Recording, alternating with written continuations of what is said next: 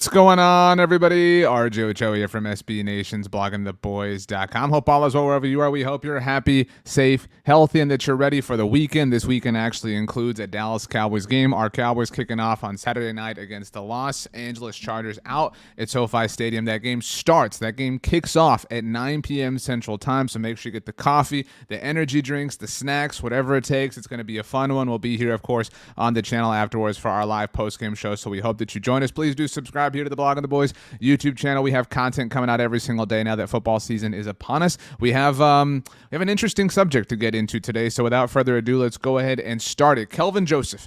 This kind of has been floating around, flying around, being discussed a lot on Twitter.com, which is always the source of just incredible opinions and incredible insight. Kelvin Joseph, is he safe? Is he safe? I'm curious. Whoever you are, however you're watching this, whether it's on your computer, your tablet, your phone, maybe you're one of those people who watches it on the TV. You got that, that Apple TV going on, whatever the case may be.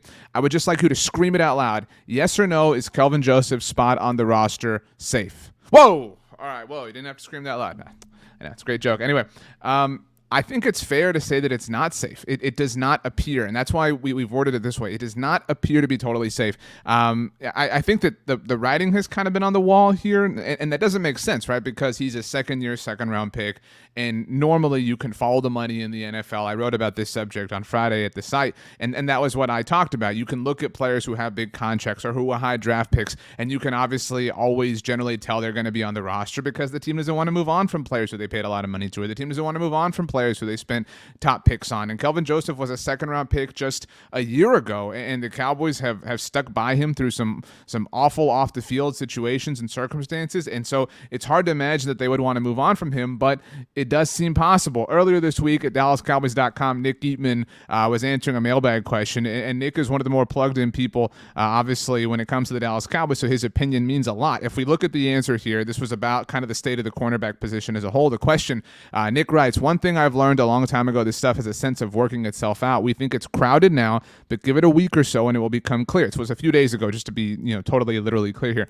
As for predictions, I see Goodwin, Wright, and Bland all making the team. Again, CJ Goodwin is kind of a special teams ace, not really playing corner, but we'll see about Kelvin Joseph. But at this point, I don't think it's a lock, even though he's a second-round pick. So if we think about this, right, let's kind of play this out. Let's think about corners that are 100% making this roster in our estimation. You've got Trayvon Diggs, you've got Anthony Brown, you've got Jordan Lewis, who we'll show a video of in a little bit for a very, very cool reason. So you've got three right there. Those are your starters. Jordan Lewis, obviously, when healthy, he's got the hamstring going on right now, but he is hopeful for week one. So those are our three right there. We've got Nahshon Wright, I think, is safe. I know he was, not somebody who people were thrilled about when the Cowboys drafted him a year ago. But if you're including draft stock for Kelvin Joseph, Nahshon Wright was a third-round pick a year ago. It's not like the Cowboys are going to move on from him. So that's four, right? Deron Bland, who is kind of the star of the moment right now for the Dallas Cowboys. Our video on Thursday was kind of centralized around Deron Bland, and so that's five. We've come to five very easily, and I don't think you would take Kelvin over any of these players. And that's not to say one is definitely better than the other, but those are all definitely better than him, right? Again, I'll list them off again. You tell me. Trayvon Diggs, Anthony Brown, Jordan Lewis, Nahshon Wright, Deron Bland. Are you taking Kelvin Joseph over any of them? Now, I understand a lot of people feel a way about Anthony Brown. He's had one of the best training camps of anybody on the Cowboys. I understand people feel like you have to prioritize youth. You don't want to get rid of somebody who's in the second year of their rookie contract. He's a second-round pick. I get that, but I don't know how you can, not consider moving on from him. Again, would I be shocked? This isn't to say that I think it's likely that Kelvin Joseph is getting cut. That's not what we're talking about here. But I think it's a possibility. And I think if you're a second-round pick in your second season, it should be a shock. If I put this message on the screen, Kelvin Joseph's spot on the roster does not appear to be totally safe. In fact, if I change this name right here, if I just put arbitrary second, if I could spell here, it's hard when I'm, shooting the video at the same time. Arbitrary second-round picks, spot on the roster does not appear safe. If I put, let me amend this one more time. Arbitrary second year. There we go. Second year. If I could type. Arbitrary second-year, second-round picks spot on the roster does not appear to be totally safe. If I told you that, and I'm telling you right now, if I'm telling you something, there's a truck outside my house, and if my dog barks, he's going to be in trouble. But arbitrary second-year, second-round pick spot on the roster does not appear to be totally safe. If I told you that about whoever it was, unless we're talking about Roberto Aguayo, I mean, you would be shocked. You would be stunned if a second-round pick did not make it to their second year with an NFL team, and that's who Kelvin Joseph is right now. He is a second-year, second-round pick at a position. It's not fair or practical to expect, all second-year cornerbacks and that were second-round picks for that matter to have 11 interceptions, but we were kind of expecting a bit of a Trayvon Diggs boost for Kelvin Joseph, right? Trayvon Diggs, his second season blows up. Again, not that 11 interceptions is a normal thing, but Kelvin Joseph was supposed to take some sort of step along those lines. And if anything, we've seen regression from Kelvin Joseph. We didn't see a phenomenal player last year by any means, but if anything, we've seen regression. We've seen a worse player than we saw throughout the season last year when he played as a rookie. And so it's hard to know, but I think that the fact that the question is legitimate, the fact that if I were to ask you again, do you think Kelvin Joseph's spot on the roster is 100% safe? The fact that you even get to think about it is concerning. It truly is concerning for the future of Kelvin Joseph with the Dallas Cowboys. Again, it takes a lot for a team to move on from a second-round pick so early in their career, but you can certainly make a case that Kelvin Joseph meets those requirements. If I had to put a percentage on it right now, I'd say it's 50-50 because it depends, and we'll see how the Cowboys kind of finagle the roster dancing that they want to do.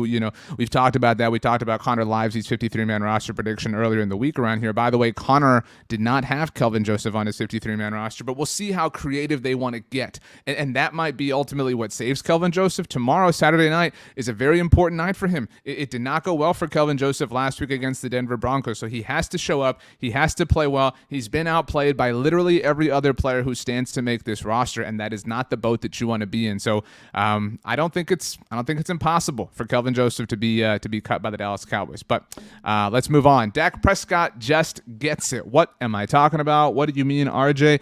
By the way, the truck drove off, and Little Bear, he is curled up under the desk. He did not bark, so round of applause for Bear. We are all very proud of him. That's the work from home life. But anyway, Dak Prescott just gets it. The Cowboys obviously scrimmaged with the Los Angeles Chargers this week. They're going to be having their preseason game against them on Saturday night, as we've mentioned. And Peter King, fantastic, longtime NFL writer. His Monday Football Morning in America column every Monday is a must-read. Sat down with Dak Prescott. Peter King sat down with Dak Prescott, discussed a variety of things, but this question was my favorite, and I'll let you hear Peter ask the question, but I do think it's important to set it up. Peter asked Dak Prescott, he said that Mike McCarthy had just been in the room and that he had said that Dak Prescott was born to be the quarterback of the Dallas Cowboys, and then Peter says that he agrees, and he asks Dak how Dak feels about that, and we have long said that Dak Prescott's just kind of the perfect quarterback. I know I've always said he's the perfect, if you're a football fan, if you're a sports fan or whatever, he is a dream of a player to root for. And so the fact that he is the leader of our favorite team, I think, is a very good thing. But this answer was pretty cool.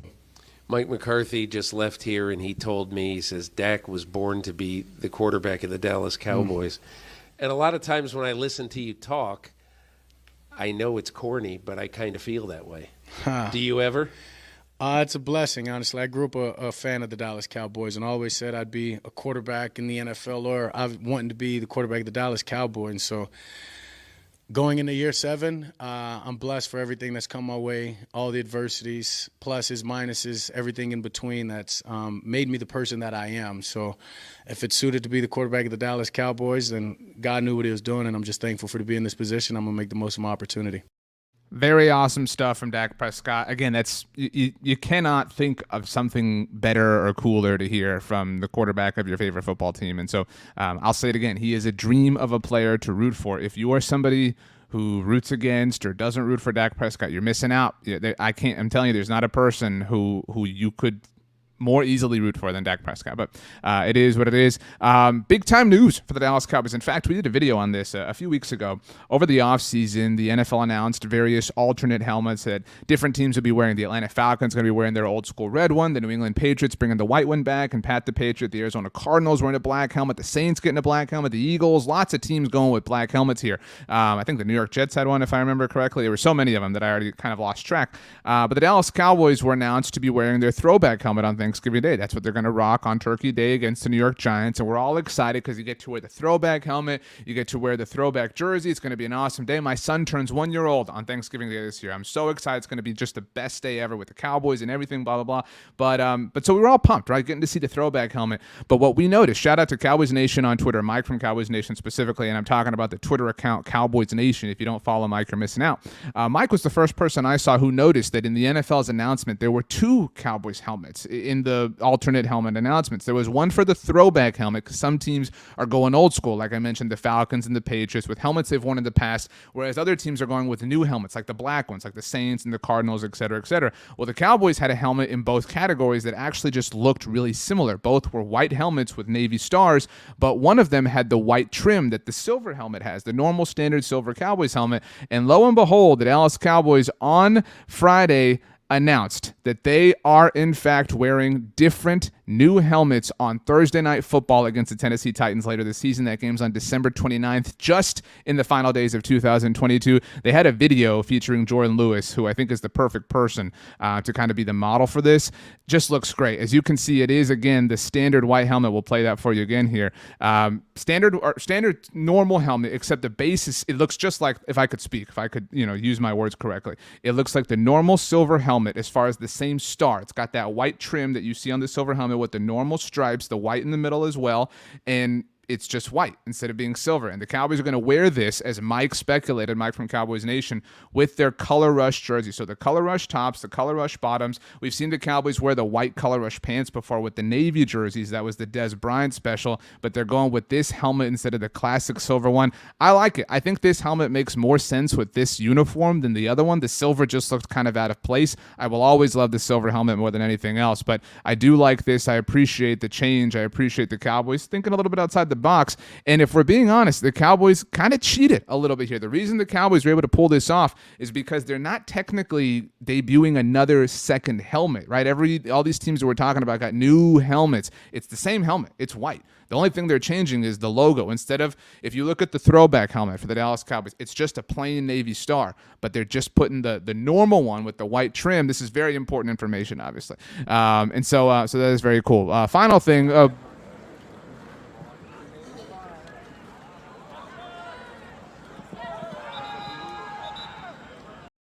don't know how that got in there, but Amari Cooper looks good for the Cleveland Browns, which just makes me feel wonderful inside. A reminder that the Dallas Cowboys traded Amari Cooper for a 5th-round pick that they used on Matt Willetsko. The Cowboys then decided to make their swing tackle plan be a combination of rookie Matt Willetsko and second-year Josh Ball, the two players of which have a combined 0 NFL experience. And another reminder that Matt Willetsko is currently hurt and may open the season on injured reserve. We certainly wish him the best, but the fact that Amari Cooper looks really good, the fact that he looks really good against the Eagles specifically in their joint practices just does not feel great.